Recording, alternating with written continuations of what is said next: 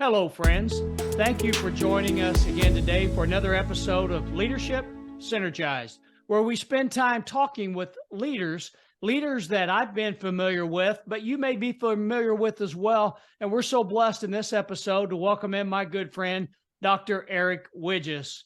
Eric, thank you so much for taking time out of your schedule. I know in your recent job transition, there's a lot of new things going on and your schedule is very busy, but I appreciate you taking time, my friend.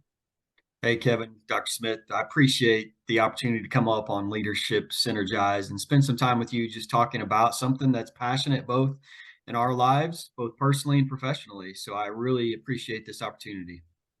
For our viewers who maybe have joined us on previous episodes or will join us for future episodes, our whole point of Leadership Synergized is to stand back and talk about experiences, allowing our guests to pay it forward and bring their body of work from the experiences they've had in leadership, regardless of the industry. In particular, to spend time looking at how we can take and build synergy through our leadership through a focus on ensuring we're doing it in a manner I call still, where we're bringing values to self to increase the value we bring to others, while also working to help others transform through that value added by inspiring and influencing them. John Maxwell says leadership is influence, no more, no less. And it's been true, certainly in my experience. And then the back part of still is simply love, those faith, family, and relationship focal aspects that we all need to help us remain true to our foundational values and our core. And then leading in, through, and beyond our strength zone. And full transparency, and I know our viewers and listeners have heard this a lot, but Dr. Witges and I are very familiar with one another. We met, I think, around 2010, about 12, 13 years ago, when we were taking a master's course together. Let me tell you, my experience of the past 13 years plus with Eric is that he is a phenomenal leader and brings motivational, inspirational aspects that allows him and his team and his organization to live their vision and meet their mission with a heart-centered focus. Eric, thank you again, my friend, and I'm excited to have you for this episode. We may be doing a second one as well, which I'm sure we will be, because there's a lot to talk about. But before we jump in right to the meat and potatoes of the agenda for Leadership Synergized, why don't you introduce yourself for those watching and listening in that may not be familiar with Eric? Yeah, Kevin, as you were just talking about that, going back to Oakland City back in 2000, I think it was around 12, but simple relationships have simple beginnings. And I'm not saying a relationship is simple, but some things in life just come simple and turn into wonderful events and relationships. I believe our relationship started at lunch, and I think it was a peanut butter and jelly sandwich down at the bottom of the Kennedy Center. And that's where we began to just kind of establish our relationship and get to know a little bit better. So peanut butter and jelly, the good old sandwich that brings people together, we can vouch for that fact because that's been the drawing factor for us going back on 13 years almost. It's good to reminisce about that time because it definitely impacted my life and made me a better person. Thank you. I feel the same way. And now it's from peanut butter and jelly. You've got me going with sunflower butter, sun butter now sandwiches in that regard. I still put honey on them regardless. Well, those baseball people that eat sunflower seeds all the time, you got to get something in there. But yeah, so as you mentioned earlier, we have a long time relationship going back. My career in leadership really goes back to years of a variety of experiences. Some of it is athletics, being around coaches and mentors that have been in my life, but they're also through the biblical aspect of being around people that have mentored me on the faith side as well. And that realm has evolved over the years from education, where I've been in a variety of roles in education, from an assistant principal to a principal to athletic director to an assistant superintendent to my last role in education was a superintendent. And then it came full circle when back in August, September, when an insurance agency approached me and wanted me to take over the agency piece of the day-to-day operations, and come full circle because when I actually started in my professional world, I was actually in the insurance industry. That's how I met my wife as well. So she had a car accident and I came to take care of her claim that day. And after that claim, I told my coworker that I'd met my wife. So it's neat to come full circle in insurance because it's what brought me and my wife together and started our family. And now that I get to return to that industry is good for us as a family as well. What a unique story, right? Not every claim adjuster goes out and provides that leadership influence that turns into a spouse. Yeah, I'm hoping it was positive influence, but I'd say after 16 years, it's been a good influence for us. I would say so as well. I would imagine you would even term it transformational in that piece. And Eric, in your school days, your high school days, you were an athlete and you had an opportunity. You mentioned talking about coaches who influenced you. Talk a little bit about when you were in that 16, 17, 8-year-old athletic piece, perhaps even in college. How much focus did you have in your mind about Eric Witges serving as a leader in his career moving forward? Not a whole lot. I'm gonna be honest. I grew up playing sports throughout whole high school career and had some really good mentors and coaches that was able to play under and learn a lot from, but I really never thought of myself as a leader. I just felt like it had to be a title or it had to be a position, and that's what made you the leader. And not really realizing that leadership doesn't fall with the position. And just because you have a title doesn't mean you're a leader. And so that I guess that falsehood that I had in my mind all that time really didn't realize what was within me during that period of life.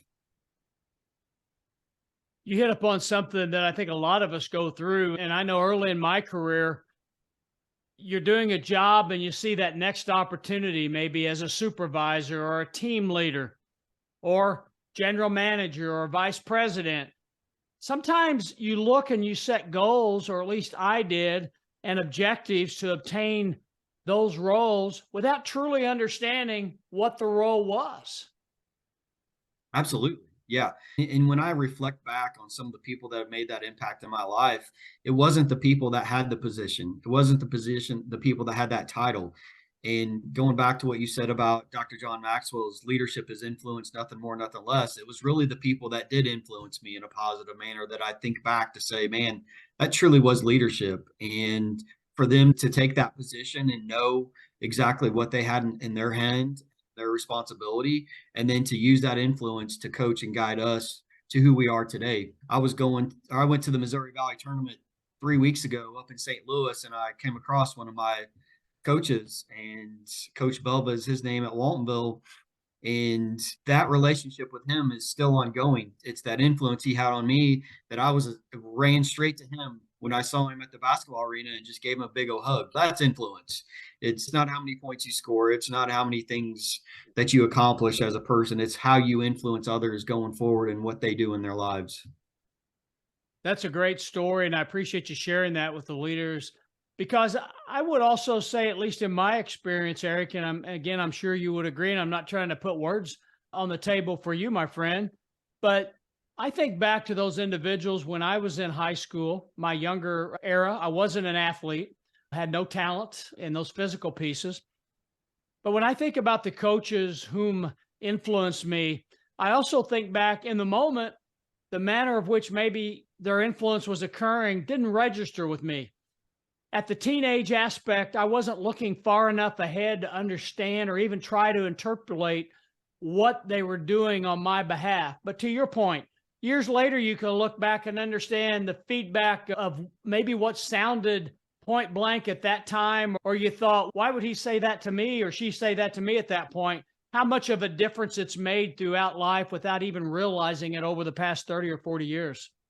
Yeah. And I think reflecting on the time that I spend in education, and I know you as well, a lot of times we discuss that importance in education that sometimes we don't realize how much that influence actually does register in that mind until 30 or 40 years later when they come back to you and say, Mrs. Nancy was such an influential piece in my life. Well, that was 25 years ago. In education, we want results right now, right here and right now.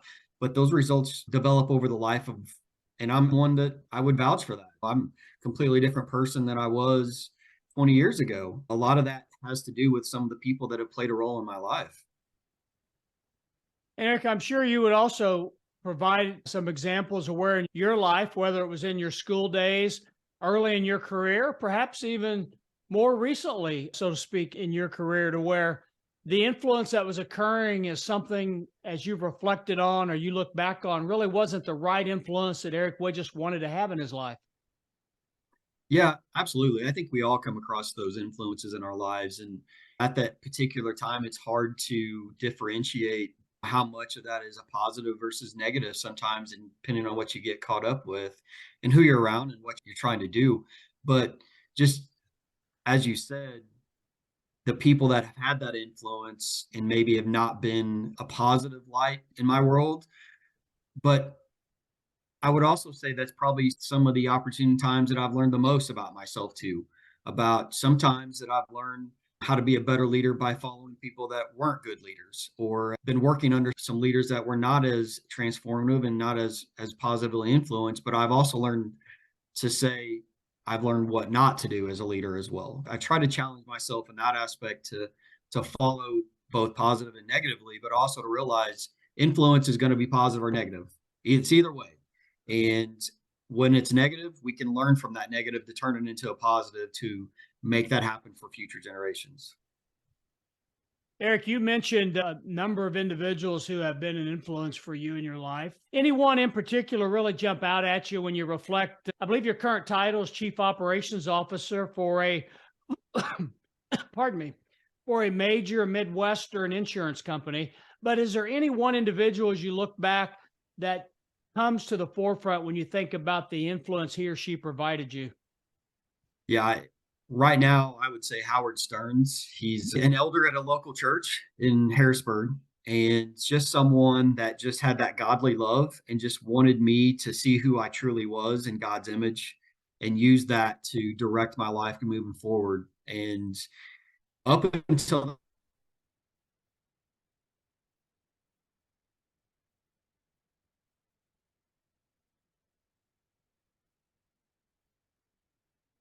and to be a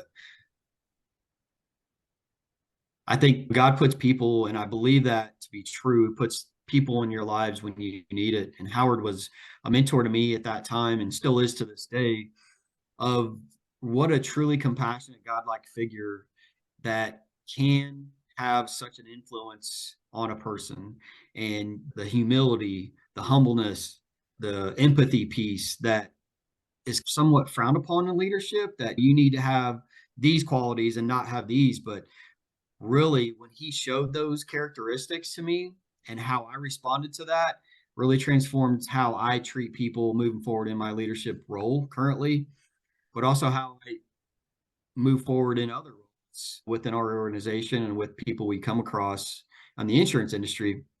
But really, it was just about, as a leader, he was here to serve me.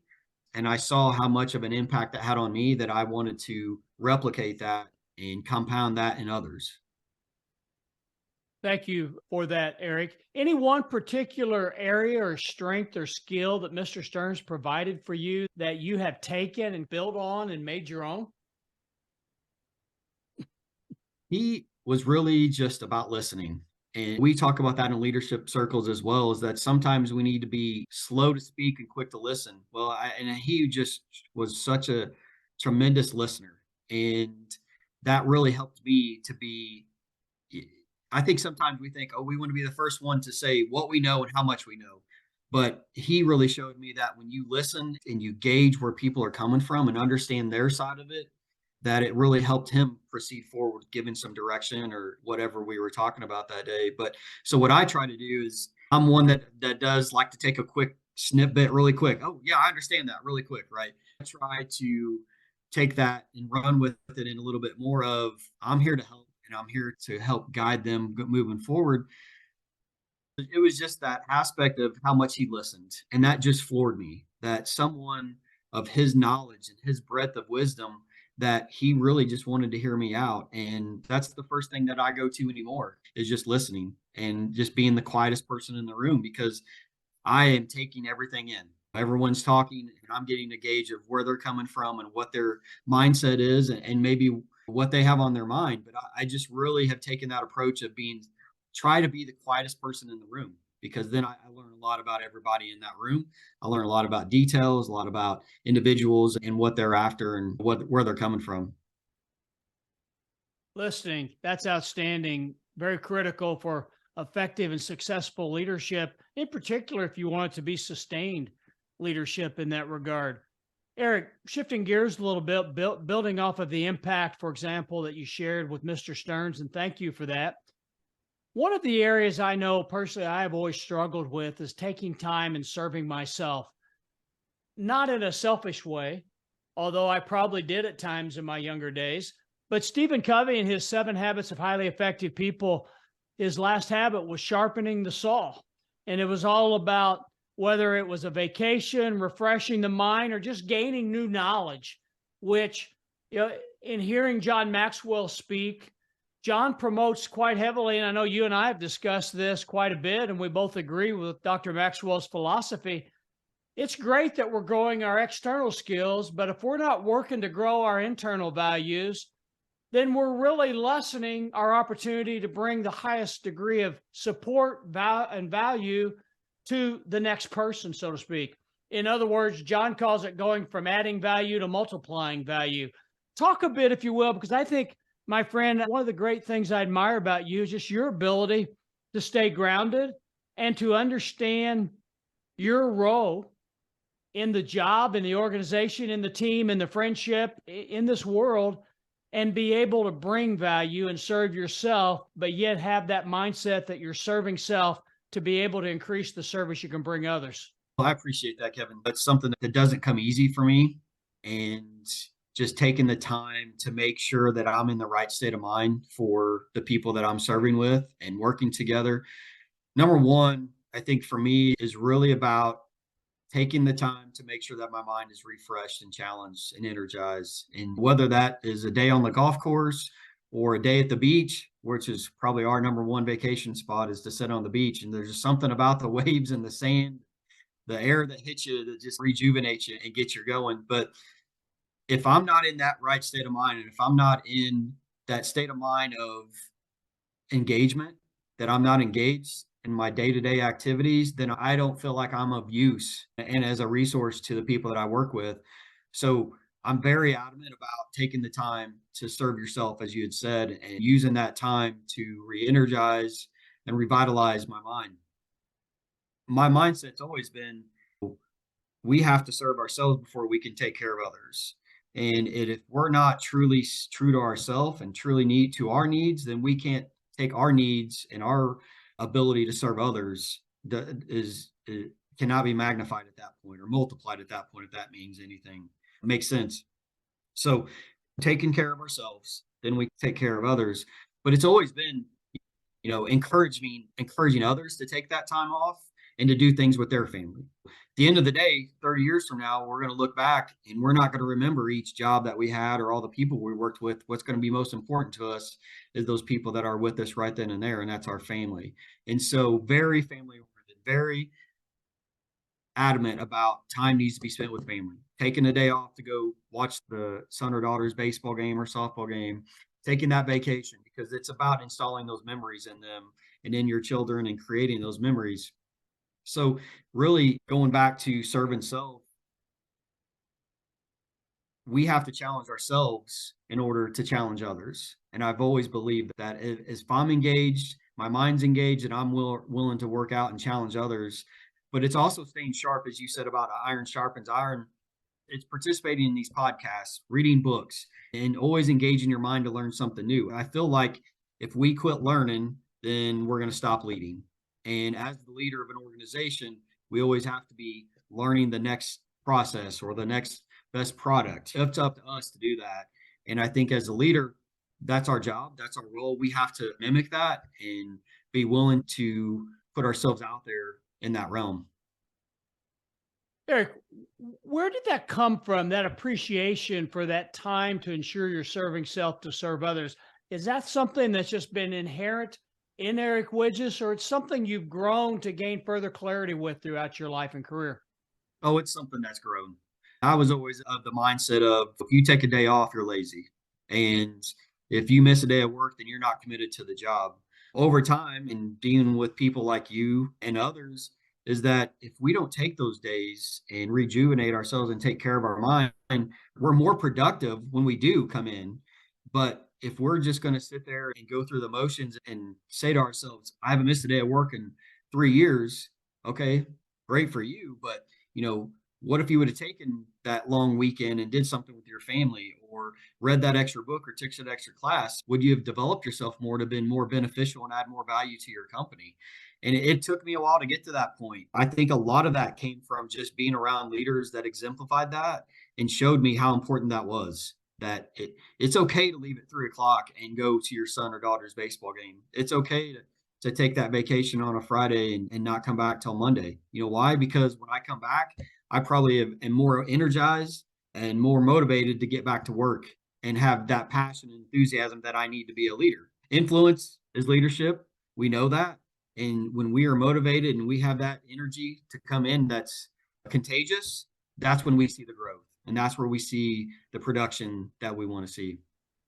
That's great, my friend. Thank you for that. And a great example with what Eric just offered us, some wonderful wisdom from a fantastic leader and a leader that I consider to be best of the best about leadership influence being available to us even when we don't expect it to be. Eric is describing how he has grown and learned to serve himself, perhaps through a conversation at lunch with someone he never anticipated to impact him that way, or perhaps doing a claim call and finding his future spouse in that regard. So there's another aspect. We just never know with that opportunity to where service to self and service to others and that value we can bring to ourselves and value to others is going to pop up, so to speak. Eric, thank you for that. We've reached the end of this episode, my friend. I want to invite you to stick around so we can continue the discussion and offer our viewers and listeners a second episode with Eric Witges. Kevin, I appreciate this. This is like talking to an old friend. This is exactly what I enjoy. And it's great to sit down with you and just have these conversations about leadership and hopefully giving someone the courage and the knowledge to move forward in their career as well. Thank you for that, Eric. And thank you all who have joined and are listening, viewing the recording for the first time, the second time, or perhaps even the third or fourth time in that regard. Leadership Synergized is all about bringing things for hopefully your review, your knowledge, and will assist you along your path of leadership. It's also to share that as leaders, we're not always perfect. We're going to have our bad days. And while we are challenged with dealing with multiple tasks and priorities as leaders, we don't have to hurry.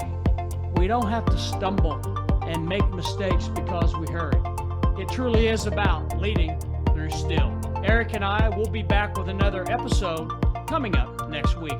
Thank you for taking the time to join us. For Eric Witges, I'm Kevin Smith. Thank you for all you do.